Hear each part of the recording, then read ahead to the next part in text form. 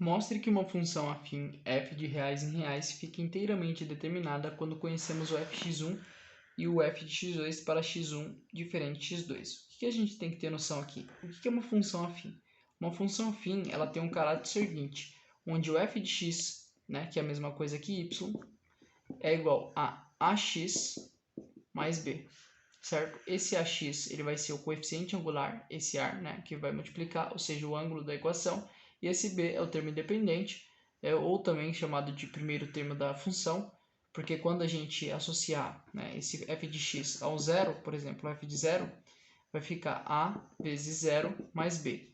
Então vai ficar a f de zero, né, f de zero igual a b, certo? Então f de zero ele é o primeiro termo, né? E ele vai ser o termo onde que sempre vai cortar o eixo das ordenadas, que é o eixo y, certo?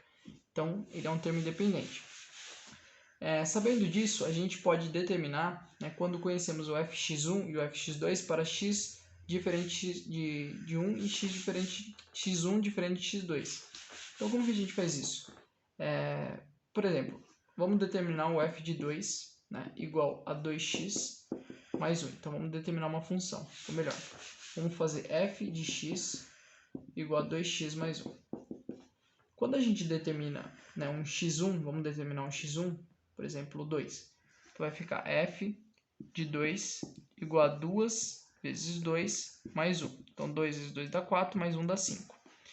É óbvio que se eu determinar um x2, né, onde o x1 é diferente de x2, isso aqui vai dar diferente. Por exemplo, vou determinar agora o x2 sendo 3. Então, vai ser f de 3, 2 vezes 3 mais 1. Então, 2 vezes 3 dá 6, mais 1 dá 7, certo? Então, a gente vê que o x1 com o x2 eu consigo achar um valor, né? Então, eu consigo determinar quando conhecermos o f de x1. Então, eu conheço o f de x1, que é 2, e deu 5. E o x1, ele sempre sendo diferente de 2, essas funções vão dar valores diferentes.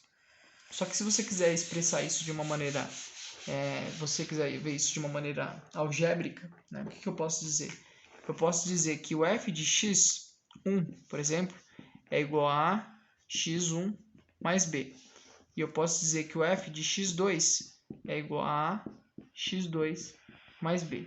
Como o b ele é o único coeficiente que aparece tanto no exercício, na função 1 quanto na função 2, eu posso isolar esse b.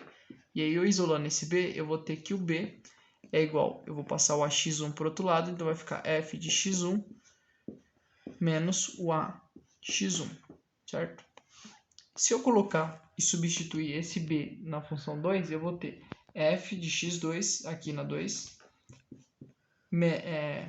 igual a x2 a x2 e substituo o b. Então, substituindo o b aqui, por isso aqui, vai ficar f de x1, né?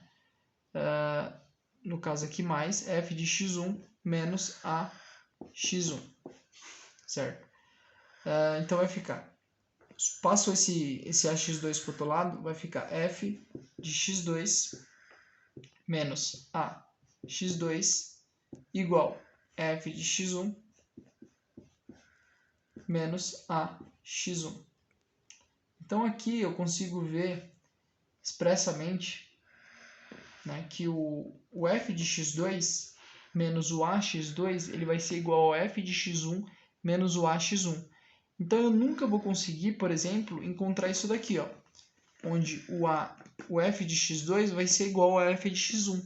Né? Eu nunca vou conseguir encontrar isso aqui, porque mesmo que eu manipule, jogue um para um lado, jogue outro para o outro, o x2 ele nunca vai ser igual a x1. Né? Então, eu nunca vou ter isso aqui, o f de x2 sendo igual a f de x1.